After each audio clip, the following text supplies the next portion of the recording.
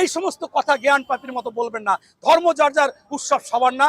ধর্ম যার যার, উৎসবও তার তার। কারণ এটা হতে পারে না এবং হবে না। কোনো হিন্দু লোককে কি আপনি পারবেন যে আপনি গরু গোস্ত খাওয়াইতে, আপনার নামাজ পড়তে যাইবে, রোজা রাখবে, আপনার তারাবি পড়বে?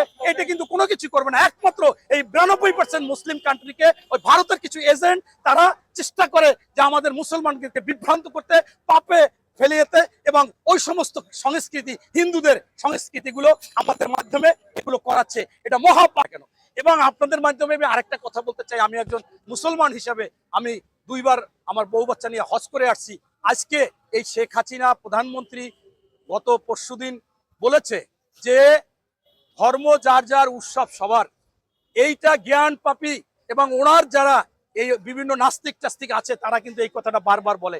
এইটা শুধুমাত্র ওই যে হিন্দু সম্প্রদায় বা অন্যরা তাদের কর্মকাণ্ড আমাদের দিয়ে মঙ্গল শোভা